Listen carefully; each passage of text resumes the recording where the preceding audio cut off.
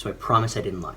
This was going to be a video on manhood and masculinity, but in the process of editing what I decided that I hated it, and I need to do a little bit more thinking on how I want to word things and maybe talk to more people about their experiences as well. But anyway, I'll come back to that at some point. So we're going to talk about something else instead. Also, apologies for any weird sounds in the background. There is construction across the street, and this is just how life is going to be for the next year. So what we're going to talk about today are some things that cis people often say to trans people that should maybe be avoided. These come up in conversation a lot in trans spaces, and they're probably things that you, if you're a cis person, have seen discussed before. I find that sometimes when they're talked about, they leave out the part about why the thing is a problem and why it's potentially damaging to the trans people who are hearing it, so I was hoping maybe we could go over some of that today. So it should be noted that the goal here isn't to make anyone feel bad, because your shame doesn't actually accomplish anything. I just don't want you to retroactively go back and think about all the times that you maybe said or did some of these things and be like, oh my god, I'm such a garbage person. You shouldn't feel like a garbage person. This is just arming you with a better understanding so that going forward you know how to have these interactions and maybe avoid doing and saying certain things. We've all messed up. God, so many times. I definitely went through a period of life where it was basically characterized by me just messing up constantly. So if you're here and you're cis, good on you for putting the time in and doing your research.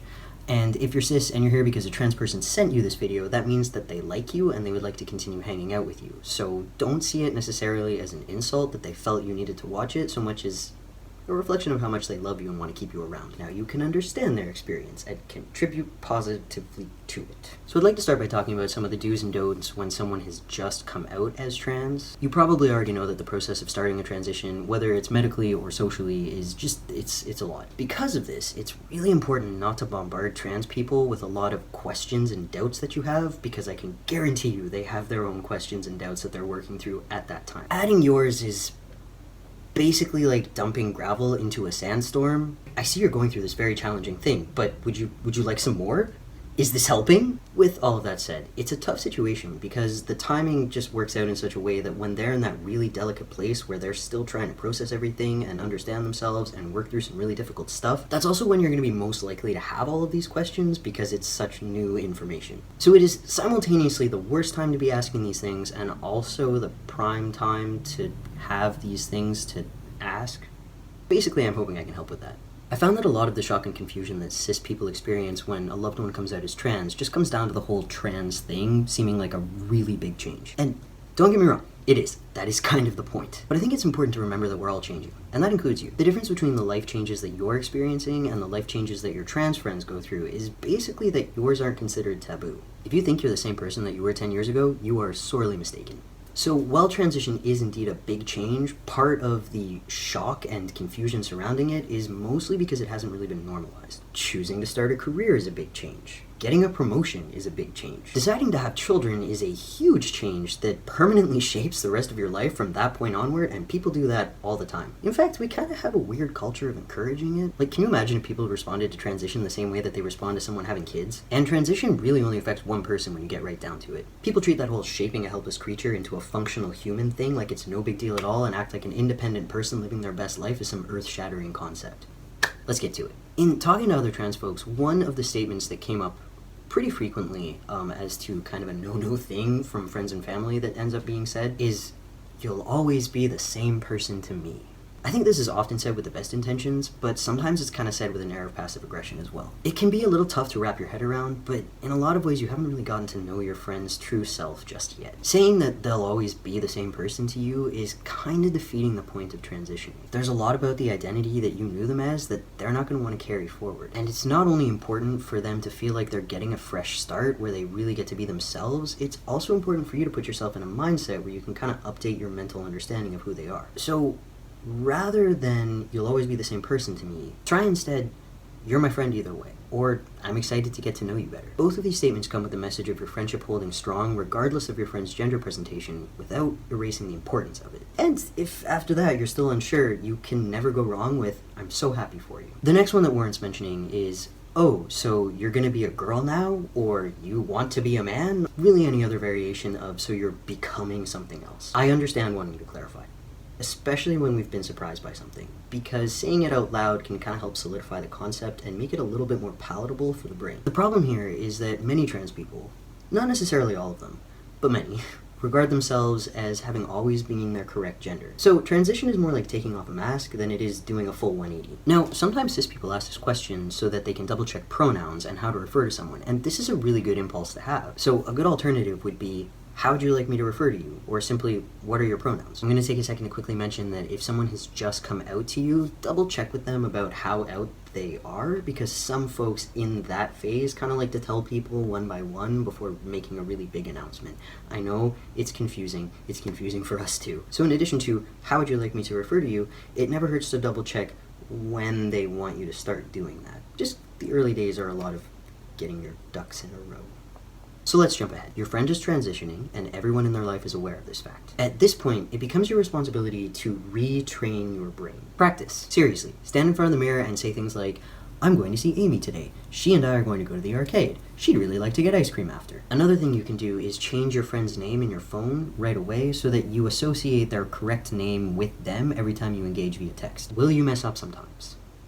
Probably. And when you do, just apologize and move on. One of the worst things you can do is over-apologize and make it a thing. Oh my god, I meant she. Girl, I'm so sorry. Oh, please forgive me. Oh god, I'm the worst. It's just, that doesn't show contrition, that just centers them out and makes things feel really awkward. An example of a better way to handle it would be saying something like, it's like what Davey was saying when they were talking about sound editing. Boom.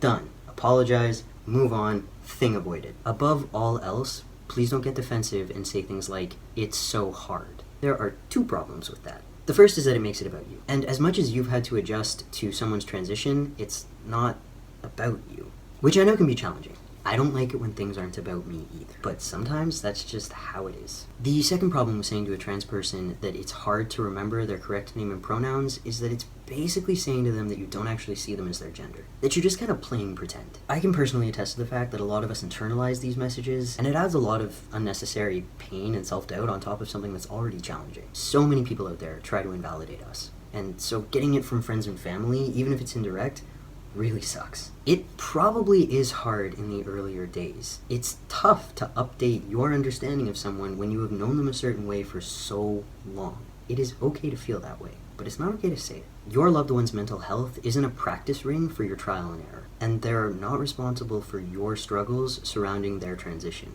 They are dealing with enough. So it's okay to have your feelings, and you shouldn't punish yourself for them. But you should recognize the harm that can be done if you put them to words. Finally, on the friends and family front, it's really important to remember that someone's trans status isn't yours to disclose.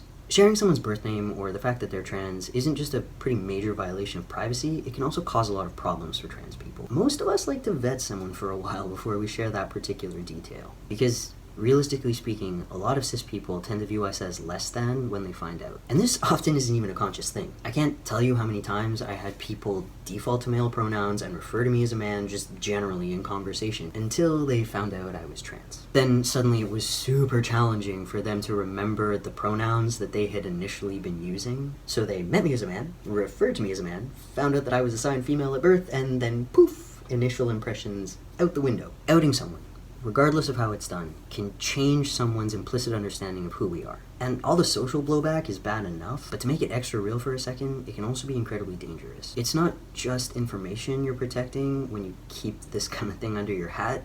Sometimes it's about our personal safety as well. That got heavy, and it was a lot of words. We're going to move on to some more general things. So again, can't speak for every trans person, but I'm just going to go ahead and talk about some of the things that I encountered and how they made me feel. One of the biggest ones is, you're trans? I never would have guessed. Again, this is said with the best intentions, and some trans people may even be flattered when they hear it. I mean, even I was when I was earlier in my transition. But the statement, when you get into its implications, is Basically, it implies surprise at a trans person being their gender in an identifiable way.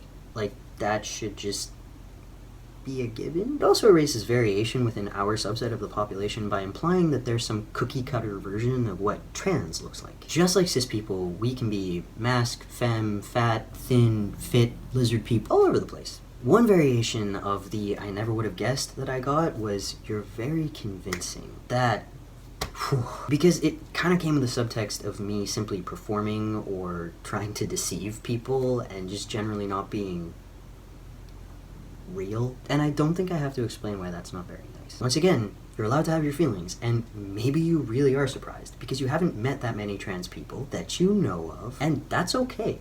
But this is one of those situations where you just don't gotta say it out loud. In fact, you probably shouldn't. Moving on to more saucy contexts, which is to say, this is your opportunity to ditch if you don't want to talk about junk. For me personally, when a cis person hits me up with, "Can I ask you a personal question?" it's right up there with "we need to talk" as far as sinking feelings go. The surgery. Have you had the surgery? Are you getting the surgery? Have you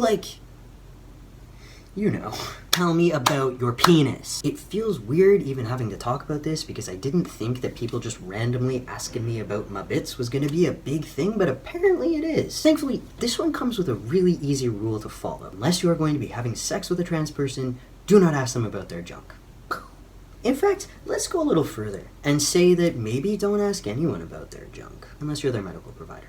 And then even then, within the right context, for real, just take a second and think about how that would make you feel. Are you circumcised? Do you plan on getting circumcised? How far down do your labia hang? Is that something that you would want to change? Do you shave your butt crack? How many orifices do you have below your navel? I need to know. Closely associated with the general junk questions would be, how do you have sex?